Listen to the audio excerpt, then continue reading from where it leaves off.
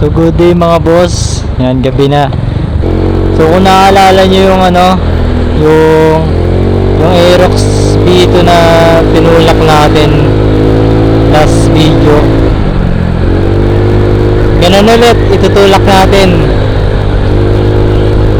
Pupunta tayo sa bahay nila, tapos dadali natin sa sa Lapok Works. I-check ulit, babasahin yung error. Papunta tayo dun, tapos dali natin siya sa Lapok Works.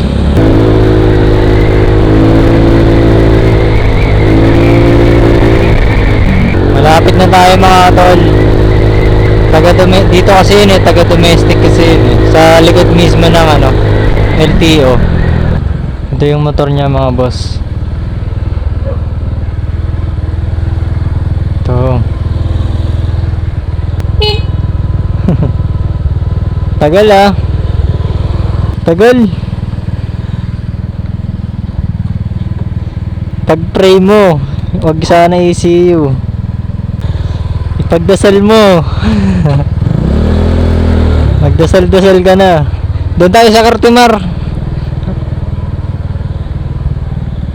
Magkakamasol na yung ko nito. Teka lang, ayos lang ako posisyon.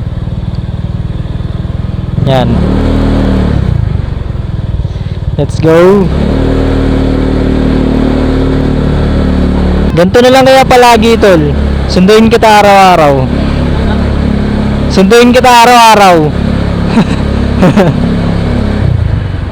Tutulak kita araw-araw. Ay tol, gilid mo nga saglit. Tanga, nangangamoy lang yung motor ko Nahawaan tol. Hindi, nangangamoy ko yung langis eh. Paano nga? Okay. Kala ko nakabukas eh. Hindi ko. Dito tayo. Tawid, dito. Gigit na. Yeah. Iyan mo sila. Sila mag-adjust. Uy, banking.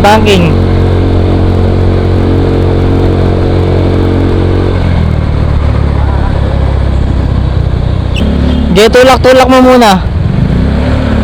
Baba ka na dyan. Gitol, kaya yan.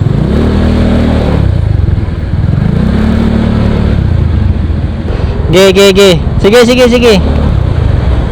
Teka lang.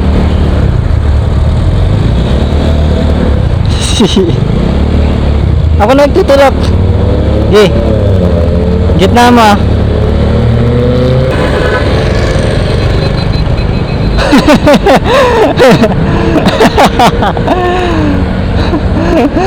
O nga pala, hindi pala umaandar motor mo eh. Ang layo mo pala. Parang nasusunog na lailin ko ah. Okay, gitna lang.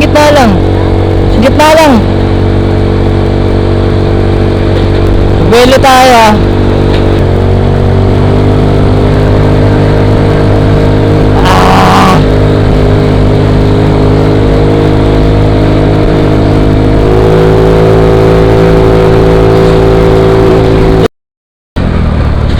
Ang bigat.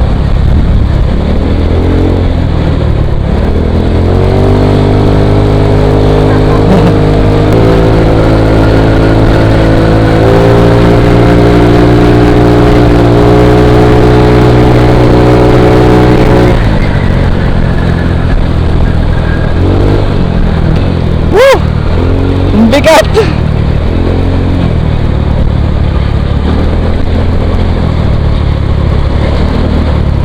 Ganun tol.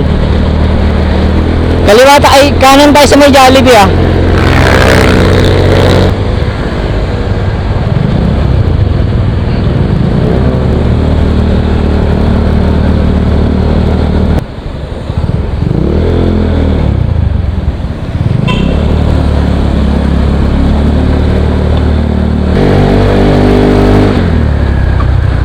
Hop.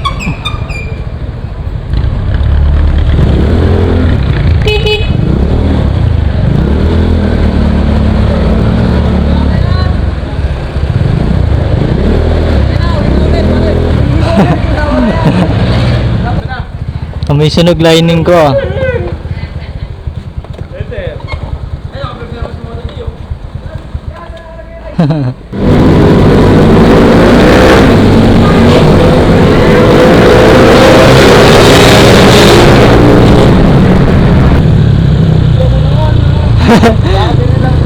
Masaya na.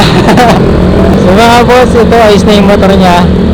Hindi pala AC yung sira, battery lang. Battery lang pala. Tatlong araw hindi nakatulog. Battery lang pala problema. Kasi nung ano siya, parang sinisiris, hindi gumagana. Pero nung pinalitan mismo yung battery niya, ayun, nag-start. Kaya akala nila hindi sa battery. So ngayon may pupuntahan lang kami, sasamahan namin ko si Marlo. Naniningil lang daw.